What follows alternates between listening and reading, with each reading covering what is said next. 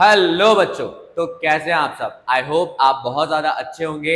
मेरा नाम है अमन और आप देखना शुरू कर चुके हैं 30 डेज रिवीजन चैलेंज, जिसमें आज हम एक नए चैप्टर के साथ आए हैं जिसका नाम क्या है, जेंडर, रिलीजन एंड कास्ट। अब इस चैप्टर में बच्चों को काफ़ी ज़्यादा डाउट रहते हैं, जिस वजह से आज हम क्या करेंगे, इसको ऐसे पढ़ने वाले हैं कि आपको किसी भी टॉपिक में कोई डाउट नहीं रह जाएगा। और हम पढ़ेंगे कि जो हमारा समाज है, हमारी सोसाइटी है, उसमें एक्चुअल ट्रुथ क्या है, किस तरीके से लोगों को क्या करा जाता है, बहकाया जाता है, और अगर हम बात करें उनका यूज करा जाता है। जैसे अगर आप इस पर्टिकुलर पिक्चर को ध्यान से देखें तो हमें क्या बताया जाता है कि एक नेताजी हैं जो कि क्या कर रहे हैं, कुछ पर्टिकुलर लोगों को, जो हम जैसे आम लोग हैं, उन्हें क्या करते हैं, कुछ पर्टिकुलर चीजों का लालच देते हैं और क्या करते हैं, अपने आप को एमपी और एमएलए बना लेते हैं। तो हम देखेंगे किस तरीके से लोगों का इस्तेमाल किया जाता है, किसके लिए, पॉलिटिक्स के लिए। किस तरीके से कास्ट का इस्तेमाल किया जाता है, रिलीजन का इस्तेमाल किया जाता है, इस पर्टिकुलर चैप्टर में हम इसके बारे में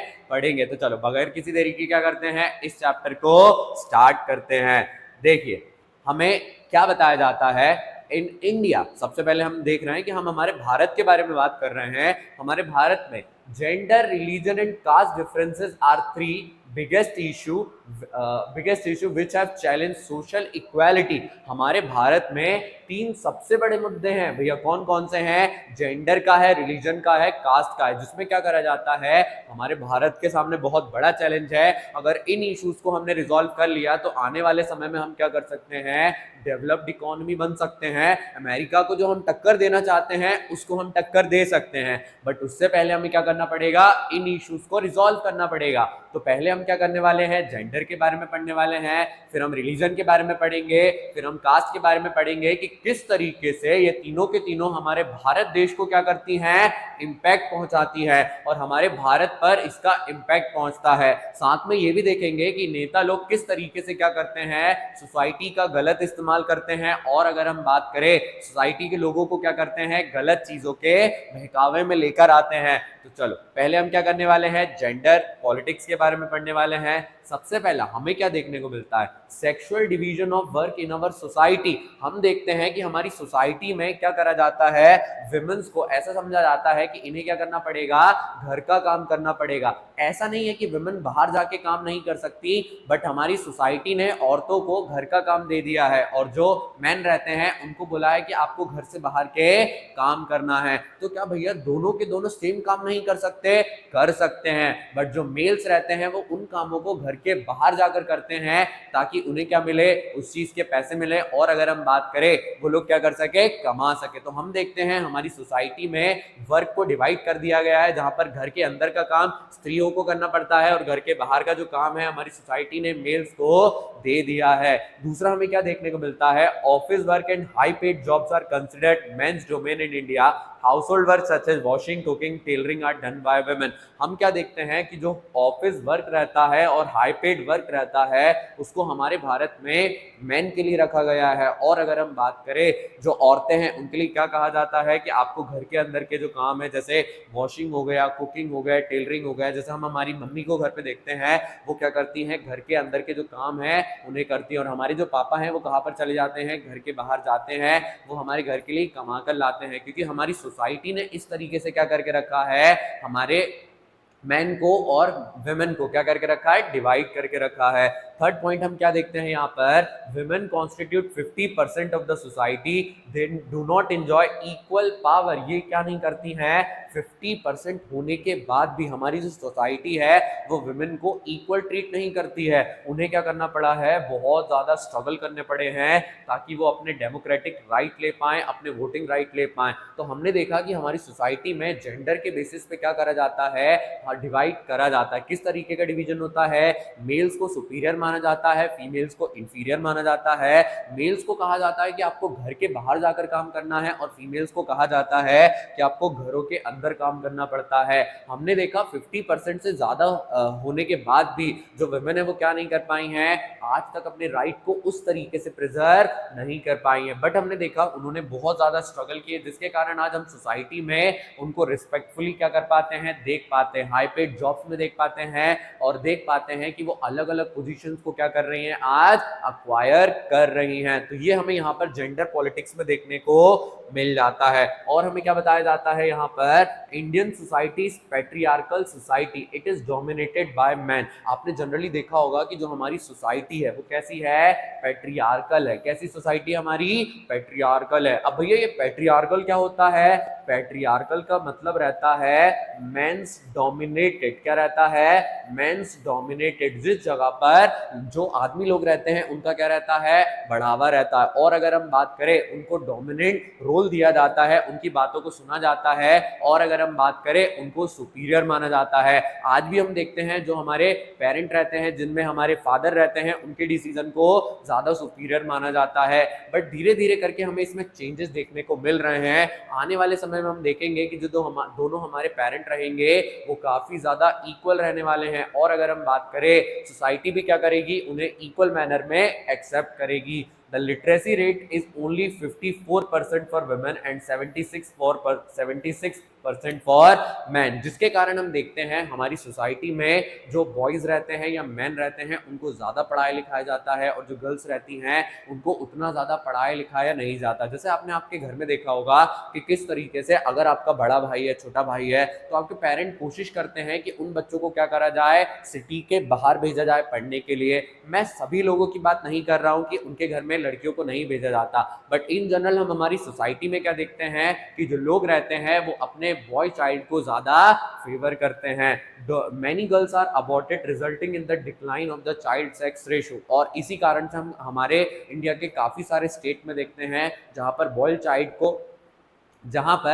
चाइल्ड को प्रेफर करा जाता है, जिसके कारण जो गर्ल रहती हैं उनको अबॉर्ट करवा दिया जाता है। क्या करवा दिया जाता है, अबॉर्ट कर दिया जाता है। जिस कारण आज हम देखते हैं हमारे भारत में जो चाइल्ड सेक्स रेशियो है, या हम बात करें जो सेक्स रेशियो है मेल इज टू फीमेल, वो काफी ज्यादा कम है। जहां पर नंबर ऑफ मैन हमारी कंट्री में ज्यादा है और नंबर ऑफ वुमेन हमारी कंट्री में काफी ज्यादा कम है। ये क्यों देखने को मिलता है कि जो लोग हैं वो क्या करते हैं, अपने बॉय चाइल्ड को प्रेफर करते हैं।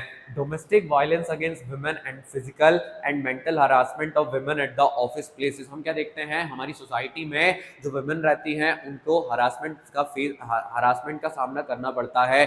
जैसे ऑफिस रहते हैं, आपने देखा होगा ऑफिस में जो बॉस लोग रहते हैं या जो मेल कलीग रहते हैं वो क्या करते हैं, जो वुमेन रहती हैं उनसे अच्छी तरीके से बात नहीं करते हैं, उन्हें कई बार बैड वर्ड कहते हैं। और हमने देखा कि हमारी सोसाइटी में जो लड़के रहते हैं वो क्या करते हैं, लड़कियों को परेशान करते हैं। इवन शादी के बाद हम देखते हैं कि काफ़ी ज़्यादा डोमेस्टिक वायलेंस वाले केस हमें देखने को मिलते हैं, जहाँ पर कई वुमेन को तो डाउरी के लिए मार दिया जाता है। तो हम देखते हैं कि किस तरीके से हमारी कंट्री में जेंडर के बेसिस पे क्या करा जाता है, पॉलिटिक्स चलाया जाता है। अब यहाँ पर अगर देखा जाए, क्या हम इन औरतों की जो सिचुएशन है उसको सही नहीं कर सकते? क्या हम जिनको देवी समान मानते हैं उनकी सिचुएशन को हम बेटर नहीं बना सकते? इसका एक रास्ता निकाला गया कि वुमेन को अगर पॉलिटिकली रिप्रेजेंट करने दिया जाए, उन्हें पॉलिटिक्स में पार्टिसिपेट करने का मौका दिया जाए, तो शायद वो क्या कर सकती हैं, आसानी से अपने आप का जो रोल है, उनका जो रोल है सोसाइटी में, उसे इम्प्रूव कर सकती हैं और आगे बढ़ सकती हैं। देखो किस तरीके से बढ़ सकती हैं, अगर आप ध्यान दें, विमेन पॉलिटिकल रिप्रेजेंटेशन। आपने देखा होगा कि हमारी कंट्री में निर्मला सीतारमन है, फिर अगर हम बात करें डिफरेंट तरीके की विमेन लीडर है जो कि कहाँ कहाँ पर देखने को मिल जाती हैं, नेशनल लेवल पे देखने को मिल जाती हैं, स्टेट लेवल पे देखने को मिल जाती हैं, लोकल लेवल पे देखने को मिल जाती हैं।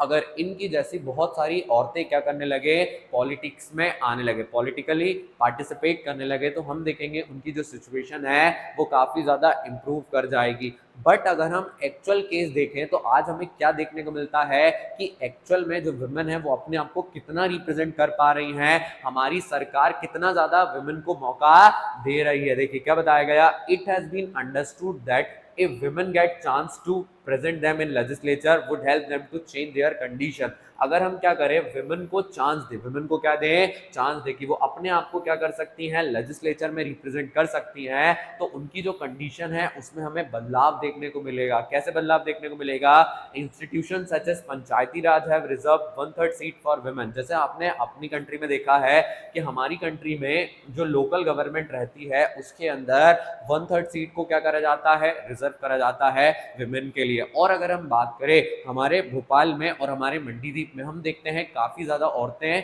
किस पर्टिकुलर पोजीशन पे हैं, इवन वो अध्यक्ष की पोजीशन पे रही हैं, वो मेयर की पोजीशन पे रही हैं, वो वार्ड काउंसलर रही हैं। तो हम क्या देखते हैं, जब औरतों को मौका दिया जाता है तो औरतें क्या करती हैं, अपने आप को रिप्रेजेंट करती हैं। फिर हम देखते हैं स्टेट लेवल पे और हम देखते हैं नेशनल लेवल पे, और आज हम देख रहे हैं कि नेशनल लेवल पे निर्मला सीतारमन क्या कर रही हैं, औरतों को रिप्रेजेंट कर रही हैं। तो क्या देखा जाता है कि अगर हम औरतों को मौका दें तो वो अपनी सिचुएशन को अच्छा कर सकती हैं, और इसका सबसे अच्छा एग्जाम्पल हमें देखने को मिलता है पंचायती राज में, और जो हमारी लोकल गवर्नमेंट रहती है वहां पर, जहां पर टोटल में से 1/3 सीट को रिजर्व कर दिया गया है। और हमारा जो प्यारा प्रदेश है मध्य प्रदेश, उसके अंदर हम देखते हैं लगभग 40 से 50% सीट को वुमेन के लिए क्या करा गया है, रिजर्व करा गया है। In India women make about 10% of the legislature compare to 19% globally. But आज भी हमें क्या करना पड़ेगा, इस कंडीशन को इम्प्रूव करना पड़ेगा, ताकि हम स्टेट लेवल पे, और अगर हम बात करें जो हमारा नेशनल लेवल है जिसको हम सेंट्रल लेवल कहते हैं, उस पर क्या कर सके, जो औरतों का पार्टिसिपेशन है उसे बढ़ा सके। क्योंकि जब तक विमेन पॉलिटिकली पार्टिसिपेट नहीं करेंगी नेशनल लेवल पे, और अगर हम बात करें इंटरनेशनल लेवल पे, तब तक हम देखेंगे उनकी जो सिचुएशन है उसमें ज्यादा इंप्रूवमेंट नहीं आएगा। तो अगर हमें क्या करना है, हमारी सोसाइटी में जेंडर का डिफरेंस खत्म करना है, तो हमें अपने यहाँ पर जो फीमेल्स हैं उन्हें क्या करना पड़ेगा, मौका देना पड़ेगा, उन्हें आगे बढ़ाना पड़ेगा, उन्हें अच्छी पोजीशंस पर लाना पड़ेगा। क्योंकि हमने देखा है जब भी गर्ल्स को मौका मिलता है, गर्ल्स क्या करती हैं, सबसे अच्छा परफॉर्म करके दिखाती हैं। और अगर हम बात करें हर फील्ड में, हम देखते हैं आज वो लड़कों से काफी ज्यादा आगे हैं। तो अगर हमने उन्हें प्रॉपरली मौका दिया और हमारी जो पैट्रियार्कल सोसाइटी है उसमें बदलाव लेकर आए, तो आने वाले समय में हमें जल्दी देखने को मिलेगा कि जो औरतें हैं और जो मर्द हैं वो दोनों आपस में एक दूसरे को कंधे से कंधे तक टक्कर देकर चलेंगे। और अगर हम बात करें, हमारी इंडियन कंट्री काफी ज्यादा इंप्रूव कर पाएगी। अब भैया ये तो डिफरेंस हो गया किस चीज का, जेंडर का। बट जेंडर के बाद अगला जो सबसे बड़ा डिफरेंस आता है वो किसका आता है, रिलीजन का। किसका आता है, रिलीजन का। तो रिलीजन में किस तरीके का डिफरेंस होता है उसको भी देख लेते हैं। देखिए हम क्या देखते हैं, रिलीजन, कम्युनलिज्म एंड पॉलिटिक्स, किस तरीके से धर्मों को और कम्युनिटी को क्या करा जाता है, पॉलिटिकलाइज्ड करा जाता है, और पॉलिटिक्स में उनका काफी ज्यादा इस्तेमाल करा जाता है। जैसे क्या बताया गया, member of religious community people should be able to express their need, interest and demand in politics. अब जब हम अलग अलग धर्मों से बिलोंग करते हैं तो हम क्या कर पाते हैं, अपनी जो जरूरतें रहती हैं उन्हें आसानी से रिप्रेजेंट कर पाते हैं। जैसे हमारा large section of the society हम देखते हैं हिंदूज है, बहुत सारे लोग मुस्लिम है, बहुत सारे लोग क्रिश्चियन है, जैन है, बुद्धिज्म को फॉलो करते हैं, और काफी ज्यादा लोग सिख हैं। तो हम सब क्या कर सकते हैं, अपने अपने अकॉर्डिंग, अपने अपने धर्मों के अकॉर्डिंग अपने आप को पॉलिटिक्स में रिप्रेजेंट कर सकते हैं। अब भाई हम पॉलिटिक्स में क्यों रिप्रेजेंट कर रहे हैं, ताकि हम सभी की जो नीड्स हैं, हम सभी के जो इंटरेस्ट हैं, डिमांड्स हैं, गवर्नमेंट उन्हें क्या कर सके, फुलफिल कर सके। अब भैया ऐसा क्यों, अलग अलग कम्युनिटी कहाँ से जाती है, जैसे आप देखते हैं हमारी कंट्री में डिफरेंट डिफरेंट कम्युनिटीज हैं, डिफरेंट कम्युनिटीज का नंबर कैसा है, अलग है।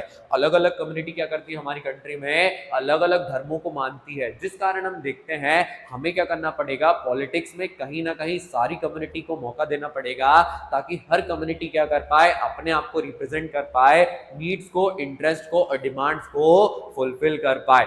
बट हम क्या देखते हैं, हमारी कंट्री में भले इन सारी चीजों को फुलफिल करने दिया जाए, बट आज भी जो फैमिली लॉज हैं हमारे अलग अलग धर्मों के, वो एक दूसरे से कैसे हैं, अलग है। अब फैमिली लॉज होते क्या हैं, different family laws apply to people of various religion. हम देखते हैं हमारी सोसाइटी में जो अलग अलग धर्म है, सभी धर्मों के पास अपने अपने क्या है, फैमिली लॉज। जैसे आपने देखा होगा मुस्लिम लोगों में सरिया लॉ अलग रहता है, हिंदू फैमिली लॉ एक्ट अलग रहता है, सारे धर्मों के अपने अपने लॉज रहते हैं जिनको क्या करा जाता है, पहले माना जाता है। जैसे हमारे यहाँ शादियां हो रही है तो हम क्या करेंगे, हिंदू रिलीजन से करेंगे, अगर मुस्लिम लोगों में हो रही है तो वो मुस्लिम धर्मों में करेंगे। बट हम क्या देखते हैं, आज भी हमारी सोसाइटी क्या नहीं कर पाई है, इन सारी चीजों को कॉन्स्टिट्यूशनलाइज नहीं कर पाई है। क्योंकि जब तक ये कॉन्स्टिट्यूशन में नहीं आएंगे तब तक हम देखेंगे अलग अलग धर्मों के जो लोग हैं वो कहीं ना कहीं एक दूसरे से टकराते रहेंगे, उनके बीच में कॉन्फ्लिक्ट होते रहेंगे, और जो हमारे नेता लोग हैं वो क्या करते रहेंगे, एक दूसरी कम्युनिटी को आपस में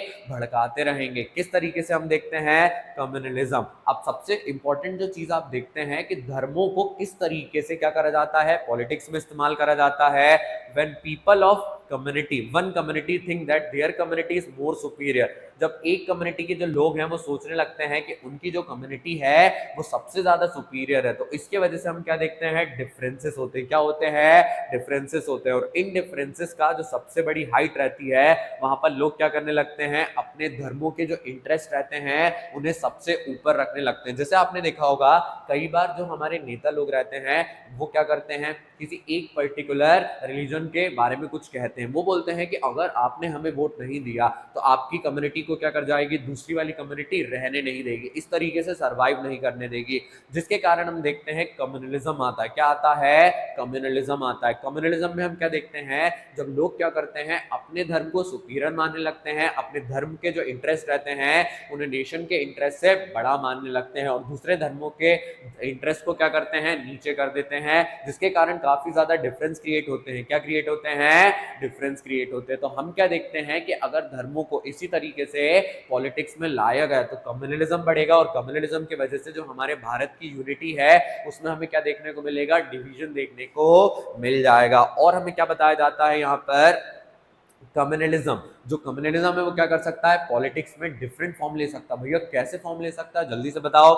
when religious belief of a person involve prejudices stereotype claiming one religious ideas to be superior than other। जैसे आपने कई बार सुना होगा कि कुछ पर्टिकुलर लोग रहते हैं वो क्या करते हैं, अपने धर्म को बड़ा बताने के लिए दूसरे धर्मों को क्या करते हैं, छोटा बताते हैं। अपने धर्म के जो आइडियाज रहते हैं उन्हें बोलते हैं वो सबसे ज्यादा कैसे हैं, सुपीरियर है। दूसरे धर्मों के जो आइडियाज है वो कैसे हैं, इंफीरियर है। दूसरे धर्म के बारे में पहले से क्या बना लेते हैं, प्रिजाइज बना लेते हैं। अपने स्टीरियोटाइप को वो क्या नहीं करते हैं, चेंज नहीं करते। उनका मानना रहता है एक धर्म हमेशा से ऐसा ही है और वो हमेशा क्या करने वाला है, ऐसा ही रहने वाला है। तो हमें क्या करना पड़ेगा, अगर कम्युनलिज्म को रोकना है तो पहले क्या करना पड़ेगा, इस चीज में बदलाव लेकर आना पड़ेगा। बट हम देखते हैं पॉलिटिक्स में क्या करा जाता है, इन सारी चीजों को लेकर लोगों को भड़काया जाता है, उनके आइडियाज को बदला जाता है। Majority community tries to establish its domination. अब जैसे आपने श्रीलंका में देखा होगा कि जो मेजॉरिटी कम्युनिटी है सिन्हाला, उन्होंने क्या करा था, तमिल लोगों के ऊपर क्या कर लिया था, अपना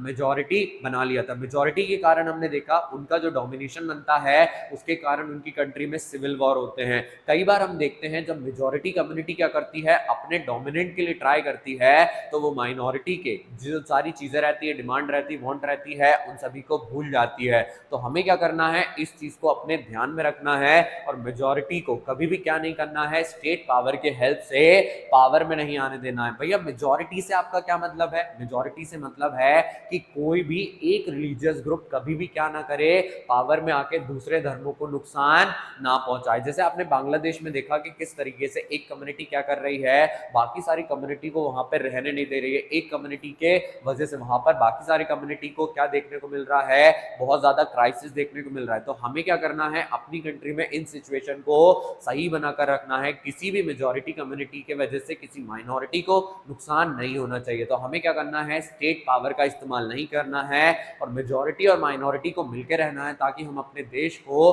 बहुत बड़ी डेमोक्रेसी बना सके और सबसे पावरफुल कंट्री बना सके। और सबसे बुरा जो फॉर्म रहता है कम्युनलिज्म का वो क्या रहता है, कम्युनल वायलेंस। क्या रहता है, कम्युनल वायलेंस। हम क्या देखते हैं, जब कई बार जो डिफरेंसेस रहते हैं वो इतने ज्यादा बढ़ जाते हैं कि लोग क्या करने लगते हैं, एक दूसरे को मारने पर उतर जाते हैं। क्या करने उतर जाते हैं, एक दूसरे को मारने पर उतर जाते हैं, जिस कारण हम देखते हैं जो डिफरेंसेस है काफी तेजी से बढ़ जाते हैं। तो हमें क्या करना है, इन डिफरेंसेस को कम से कम रखना है और लोगों को क्या करना है, प्रोटेक्ट करना है। तो कम्युनलिज्म इस फॉर्म को लेता है, क्यों लेता है, क्योंकि जो मेजॉरिटी है वो ट्राई करती है अपने डोमिनेंस को शो करने के लिए किसी पर्टिकुलर कम्युनिटी के लिए पहले से स्टीरियोटाइप क्रिएट करके रखती है, प्रेजुडिस क्रिएट करके रखती है। तो हमें उन सारी चीजों को क्या करना है, स्टॉप करना है, ताकि हम अपने देश में जो रिलीजियस बेसिस पर क्या हो रहे हैं, कॉन्फ्लिक्ट हो रहे हैं, डिफरेंसेस हो रहे हैं, डिविजन्स हो रहे हैं, उनको रोक सके और अपने इंडिया को क्या कर सके, एक स्ट्रॉन्ग इंडिया और एक पावरफुल इंडिया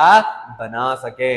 अब यहां पर हम आ जाते हैं कि हमारे देश, हमारा भारत किस तरीके से इस चीज को क्या करता है, एनकाउंटर करता है। तो हमारे भारत देश ने बोला, भारत देश ने क्या बोला कॉन्स्टिट्यूशन में कि हमारा जो भारत है वो किसी धर्म को नहीं मानता, किसी धर्म को नहीं मानता। बट भैया हम देखते हैं हर हॉलीडेज जो हमारे क्या रहते हैं, रिलीजियस फेस्टिवल रहते हैं, उस पर तो हॉलीडेज रहते हैं। ना मानने से मेरा मतलब है कि भारत ने कहा कि हमारा देश ऐसा देश रहेगा जिसका कोई ऑफिशियल धर्म नहीं होगा। ना तो भारत हिंदुइज्म को फॉलो करेगा, ना तो इस्लाम को फॉलो करेगा, न सिखिज्म को, न जैनिज्म को, न बुद्धिज्म को। हमारे भारत में हर धर्म को बराबर इज्जत दी जाएगी, बराबर सम्मान दिया जाएगा, बराबर माना जाएगा।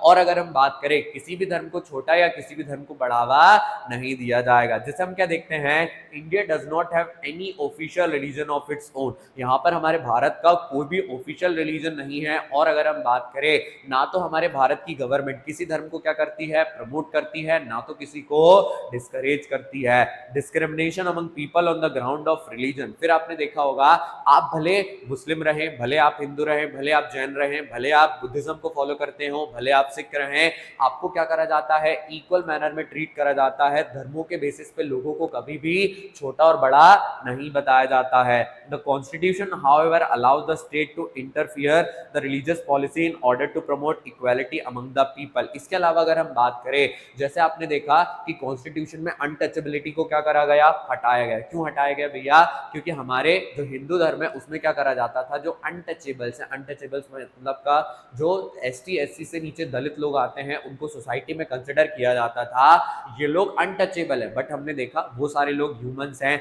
हमारी कम्युनिटी का पार्ट है। तो हमारी गवर्नमेंट ने उसके अगेंस्ट में एक ऑर्डर लेकर आया कि कभी भी किसी ने इस तरीके के डिफरेंस किए तो उन्हें क्या करा जा सकता है, पनिश करा जा सकता है। तो हमारी गवर्नमेंट क्या कर सकती है, उन चीजों में इंटरफियर कर सकती है जहां पर किसी लोगों को किसी प्रकार का नुकसान पहुंचाया जाए। और क्या देखते हैं, all citizen have freedom to profess, practice and propagate religion. हर धर्म के लोगों के पास क्या रहता है, फ्रीडम रहती है कि वो अपना धर्म प्रैक्टिस कर सकते हैं, अपने धर्म का प्रचार कर सकते हैं, अपने धर्म को सेलिब्रेट कर सकते हैं। तो हमने देखा कि किस तरीके से हमारे भारत में किसी भी व्यक्ति के साथ डिफरेंसेस नहीं किए जाते हैं, सारे धर्मों को बराबर माना जाता है। और किसी भी तरीके से अगर कम्युनिटी के अंदर आप दूसरी कम्युनिटी को या अपनी कम्युनिटी में जो सबसे नीचे लोग आते हैं उनको नुकसान पहुंचाने की कोशिश करते हैं, तो हमारी गवर्नमेंट क्या करती है, इस चीज में इंटरफेयर करती है और इस चीज को रिजॉल्व करती है।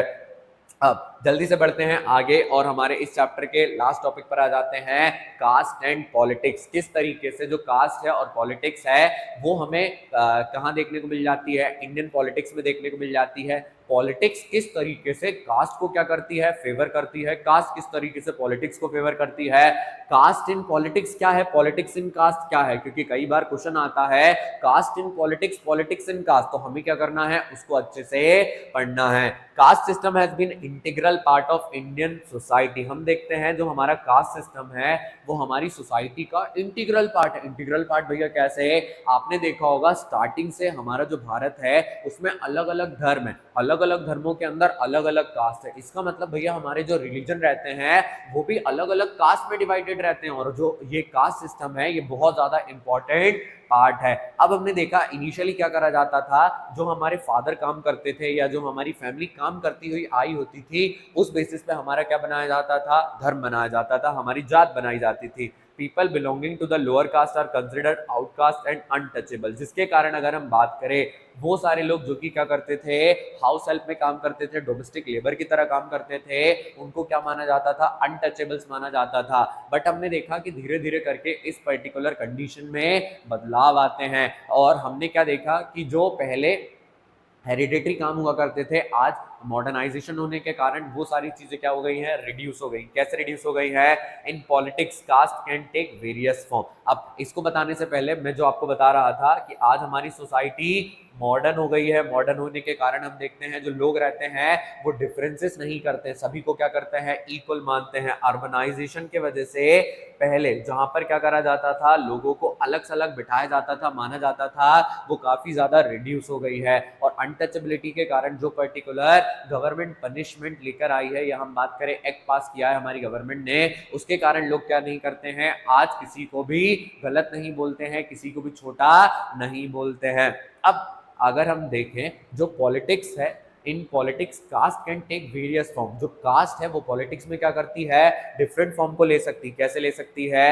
While choosing candidate for contesting election the caste composition of the electorate always kept in mind. आपने देखा होगा कई बार जो हमारी क्या रहती है, गवर्नमेंट रहती है, वो क्या करती है, कोशिश करती है कि जिस पर्टिकुलर एरिया में जो कास्ट सबसे ज्यादा है उस पर्टिकुलर व्यक्ति को क्या करा जाए, वहां से खड़ा करा जाए। अब इसको क्यों दिमाग में रखा जाता है? क्योंकि उस पर्टिकुलर कम्युनिटी के जो लोग हैं या उस कास्ट के जो लोग हैं वो अपने लीडर को क्या करेंगे, वोट करेंगे और अपने कास्ट वाले नेता को क्या करेंगे, पावर में लेकर आएंगे। While forming the government political parties tries to include representative of different caste and tribe. फिर आप देखते हैं कि हमारी गवर्नमेंट क्या करती है, ट्राई करती है, कोशिश करती है कि हमें क्या करना है, अलग अलग लीडर्स को क्या करना है, लेकर आना है, अलग अलग कास्ट से लेकर आना है, अलग अलग धर्मों से लेकर आना है। जैसे आपने 2024 में देखा होगा, बीजेपी ने जब अलग अलग जगहों से चुनाव देखे 2023-24 में, 23-24 में बीजेपी ने क्या करा, एमपी से मोहन यादव को लेकर आए। मोहन यादव कहाँ के थे, ओबीसी के थे। फिर अगर हम बात करें राजस्थान में हमने क्या देखा, राजस्थान में वो भजन लाल शर्मा को लेकर आए। भजन लाल शर्मा क्या करते हैं, जनरल कास्ट को बिलोंग करते हैं। फिर अगर हम बात करें छत्तीसगढ़ से, उन्होंने क्या करा, एक एसटी एससी कैंडिडेट को लेकर आए ताकि क्या करा जा सके, हमारी सोसाइटी को बताया जा सके कि हम क्या करते हैं, सारे लोगों को इक्वल मानते हैं, किसी को भी छोटा किसी को भी बड़ा नहीं मानते हैं। तो हमने देखा कि हमारी जो गवर्नमेंट है वो क्या करती है, जब गवर्नमेंट फॉर्म करती है, पॉलिटिकल पार्टी जब जीत जाती है तो वो हर कास्ट को क्या करती है, मौका देती है, हर ट्राइब को क्या करती है, मौका देती है कि वो पावर में रह पाए। Political parties appeal to the caste sentiment. अब भैया पॉलिटिकल पार्टीज ऐसा करती क्यों है, जो नेता रहते हैं उन्हें कास्ट के बेस पर क्यों चुनती है, ताकि लोगों के साथ क्या करा जा सके, कास्ट सेंटिमेंट लाया जा सके। क्योंकि जब कास्ट सेंटिमेंट आता है तो लोग क्या करते हैं, जैसे मान लीजिए मैं एक नेता हूं, तो मैं आया, मैं वहां पर भाषण दूंगा, हेलो मेरे दोस्तों, हेलो मेरे भाई और हेलो मेरी बहन। वहां पर आपको क्या करना है, मुझे वोट देना है क्योंकि मैं आपकी कम्युनिटी का हूं और अगर मैं यहाँ पर चुनाव जीत जाता हूं तो मैं आपको क्या करूंगा, यहाँ पर आपको फेवर करूंगा। इस तरीके के कास्ट सेंटिमेंट करे जाते हैं और उन्हें डराया जाता है कि अगर आपने मुझे वोट नहीं दिया तो आपके साथ दूसरी कम्युनिटी का नेता ये कर सकता है, डराता रहते हैं। इस तरीके की चीजों को क्या करा जाता है, हमारे इंडिया में करा जाता है। तो हम देखते हैं किस तरीके से पॉलिटिक्स के अंदर जो कास्ट रहती है वो क्या करती है, डिफरेंट फॉर्म ले सकती है। अब सबसे इंपॉर्टेंट जो दो टॉपिक आते हैं वो आते हैं कास्ट इन पॉलिटिक्स और पॉलिटिक्स इन कास्ट। किस तरीके से जो कास्ट है वो पॉलिटिक्स में क्या करती है, बहुत ज्यादा इंपॉर्टेंट हो जाती है। Not every constituency in the country has clear majority of one single community. अब हमने देखा कि नेता लोग क्या कर रहे हैं, एक पर्टिकुलर कास्ट को देख रहे हैं कि एक एरिया में सबसे ज्यादा कास्ट कौन सी है। बट हम देखते हैं हमारे भारत में कोई भी एरिया ऐसा नहीं है जहां पर आप क्या देख पाए, एक पर्टिकुलर कास्ट को लार्ज नंबर में देख पाए। हम देखते हैं हर जो एरियाज रहते हैं वहां पर दो या दो से ज्यादा कास्ट का क्या रहती है, मेजॉरिटी रहती है। यानी आप किसी भी एरिया में ये नहीं कह सकते कि अगर आपने एक पर्टिकुलर कास्ट को क्या कर लिया, अपने फेवर में कर लिया, तो आप वहां पर चुनाव जीत सकते हैं। आपको क्या करना पड़ता है, हर कास्ट को ध्यान में रखना पड़ता है, तभी जाकर आप क्या कर पाते हैं, चुनाव को जीत पाते हैं। No political party win all votes of a particular favored caste or community. When people say that caste is a vote bank, they simply means that people belonging to one particular caste may vote for one political party. अब यहाँ पर हम क्या देखते हैं, जैसे आपने देखा होगा आजकल अलग अलग धर्म क्या करते हैं, डिफरेंट पॉलिटिकल पार्टी को वोट करते हैं। ऐसा क्यों रहता है, जब कोई कहता है कि मुस्लिम पार्टी कांग्रेस को वोट करती है, मुस्लिम पार्टी बीजेपी को वोट करती है, हिंदू लोग बीजेपी को वोट करते हैं, हिंदू लोग कांग्रेस को वोट करते हैं, तो आप कभी भी ये नहीं कह सकते कि जो पूरी की पूरी हमारी कास्ट है या पूरी की पूरी जो हमारी कम्युनिटी है वो एक पॉलिटिकल पार्टी को क्या करने वाली है, वोट करने वाली है। बल्कि हम ये कह सकते हैं उस पॉलिटिकल पार्टी को, उस पर्टिकुलर कास्ट के ज्यादातर लोग वोट करने वाले हैं, जिसके कारण किसी पर्टिकुलर कास्ट को क्या करा जाता है, एज वोटर बैंक ट्रीट करा जाता है। जब वोटर बैंक की बात होती है तो आप समझ जाएंगे कि अलग अलग जो हमारी क्या रहती है, कास्ट रहती हैं, उनको आपको फेवर में करना पड़ता है और उस कास्ट के भी सारे लोग जरूरी नहीं है आपको क्या करें, वोट करें। हो सकता है मेजॉरिटी में उसके जो लोग हैं वो आपको वोट करें। It has been seen that many elected MPs and MLA lose the election. अब आपने कई बार देखा होगा कि हमारी सोसाइटी में कास्ट ही इंपॉर्टेंट नहीं है, कास्ट के अलावा डिफरेंट इश्यूज रहते हैं, जैसे डेवलपमेंट हो गया, ग्रोथ हो गया, आपने कितना ज्यादा उस एरिया को आगे बढ़ाया, लोगों की डिमांड्स को फुलफिल किया, लोगों की जो नीड्स थी उनको फुलफिल किया। उस बेसिस पे जो चुनाव, उस बेसिस पे जो नेता लोग रहते हैं, एमपी रहते हैं, एमएलए रहते हैं, वो अपने चुनाव जीत पाते हैं, चुनाव जीत पाते हैं। वरना हम देखते हैं एक कैंडिडेट भले एक बार कास्ट के दम पर जीत गया हो, बट अगली बार वो क्या कर जाता है, चुनाव हार जाता है। इस तरीके से जो कास्ट रहती है वो पॉलिटिक्स में क्या करती है, इंपॉर्टेंस रखती है। तो आप कभी भी नहीं कह सकते कि एक कास्ट की वजह से वहां पर चुनाव जीता जा सकता है और एक पूरी की पूरी जो कम्युनिटी है वो एक ही पॉलिटिकल पार्टी को क्या करती है, वोट करती है। वोटर बैंक क्या होता है उसके बारे में भी हमने देखा। अब जल्दी से आ जाते हैं इस चैप्टर के लास्ट टॉपिक पे, जो कि है पॉलिटिक्स इन कास्ट। क्या है हमारा, पॉलिटिक्स इन कास्ट। अब इस पे से क्वेश्चन कैसे आता है। अब भैया हमने कास्ट को तो देख लिया, पॉलिटिक्स में किस तरीके से आती है, बट कास्ट के अंदर पॉलिटिक्स कैसे होता है। जैसे आपने रिसेंट टाइम में देखा होगा, कई कम्युनिटीज या कई कास्ट क्या करती है, जैसे मानकर चलिए ये कास्ट नंबर 1 है, ये क्या करती है, अपने साथ कास्ट नंबर 2 इसको क्या कर लेती है, जोड़ लेती है। ये दोनों मिलकर क्या करते हैं, और ज्यादा लार्जर कम्युनिटी बन जाती। क्या बन जाते हैं, लार्जर कम्युनिटी बन जाते हैं। अब भैया ऐसा करा क्यों जाता है, सारी की सारी जो कास्ट है वो अपने आप को क्या करना चाहती है, बड़ा दिखाना चाहती हैं। क्योंकि जब एक पर्टिकुलर कास्ट लार्ज नंबर में रहती है तो जो हमारे क्या रहते हैं, पॉलिटिकल लीडर रहते हैं, उस पर्टिकुलर कास्ट पर काफी ज्यादा ध्यान देते हैं और उस पर्टिकुलर कास्ट को क्या करते हैं, फेवर करते हैं। जिस कारण हम वहां पर नोटिस करते हैं कि जो कास्ट रहती हैं वो अपने आप को पॉलिटिकल अरेना में लाने के कारण और अपने नीड्स और वांट्स को फुलफिल करवाने के कारण अपने आप को क्या करती हैं, नेबरिंग कास्ट के साथ जोड़ लेती हैं। जैसे आपने देखा होगा काफी सारे समय पे पहले आपकी जो कास्ट है उसमें 2 से 3 सरनेम आया करते थे, बट अचानक से वहां पर 4 से 5 सरनेम आने लगे हैं। तो ऐसा क्यों होता है, उसका कारण देखो। When a particular caste tries to gain prominence by adding, यहाँ पर जो एक पर्टिकुलर कास्ट है वो क्या करना चाहती है, प्रोमिनेंस गेन करना चाहती है, मतलब अपने आप को पॉलिटिकल अरेना में लाना चाहती है, आगे बढ़ाना चाहती है। तो वो नेबरिंग कास्ट को क्या करती है, अपने साथ जोड़ती है, सब कास्ट को क्या करती है, अपने साथ इंक्लूड करती है, ताकि इनका जो नंबर है वो लार्ज नंबर में हो पाए। तो जैसा कि मैंने आपको बताया, कास्ट नंबर 1 कास्ट नंबर 2 क्या करती हैं, ऐड हो जाती हैं और अपने आप को लार्जर कम्युनिटी क्या कर लेती है, बना लेती है। और क्या देखते हैं, the caste system also become politicalised when caste group are required to enter into collision with other caste. हम देखते हैं जो कास्ट सिस्टम रहता है उसको पॉलिटिकलाइज कैसे करा जाता है, जब अलग अलग कास्ट ग्रुप क्या करते हैं, डिफरेंट कोलिजन करते हैं। क्या करते हैं, डिफरेंट कोलिजन करते हैं। भैया किस तरीके के कोलिजन करते हैं, वो अपने आप को बैकवर्ड बनाते हैं, वो अपने आप को फॉरवर्ड बनाते हैं। वो बोलते हैं कि अब से हम इस पॉलिटिकल पार्टी में क्या करेंगे, वोट करेंगे। तो वो क्या करते हैं, लार्जर नंबर में अपने आप को ले आते हैं। Of late many caste group have been gained into politics by terming themselves as backward और फॉरवर्ड। और आपने देखा होगा पिछले कुछ समय में हमारे भारत में क्या करा गया है, ओबीसी को आपने क्या कह दिया है, पिछड़ा वर्ग। क्या कह दिया है, पिछड़ा वर्ग, अदर अन्य पिछड़ा वर्ग। तो इस तरीके से क्या करा जाता है, अलग अलग जो लोग रहते हैं उनको पॉलिटिकलाइज करा जाता है। यहीं पर हमारा ये वाला चैप्टर क्या हो जाता है, कंप्लीट हो जाता है। आज हमने पढ़ा कि किस तरीके से जेंडर, कास्ट और रिलीजन हमारी कंट्री के 3 सबसे बड़े मुद्दे हैं जिनको अगर हमारी गवर्नमेंट ने अच्छे से रिजॉल्व करा तो हम क्या कर सकते हैं, मैन और वुमेन को इक्वल कर सकते हैं। जो अलग अलग धर्मों के कॉन्फ्लिक्ट हैं उन्हें रिड्यूस कर सकते हैं। और जो डिफरेंट कास्ट क्या करती है, पॉलिटिकलाइज होने की कोशिश करती हैं या पॉलिटिक्स को कास्ट में डाला जाता है, उसको स्टॉप कर सकते हैं। अब अगर आपको कोई भी डाउट रह गया हो तो आपको क्या करना है, कमेंट बॉक्स में कमेंट करना है। अगर आपको ये वीडियो अच्छी लगी है तो अपने फ्रेंड के साथ इस वीडियो को शेयर करना है। तो चलो मिलते हैं अगली वीडियो के साथ, तब तक पढ़ते रहिए, बोर्ड की प्रिपरेशन अच्छे से करते रहिए और 30 डेज रिवीजन चैलेंज को अच्छे से फॉलो करिए। Thank you.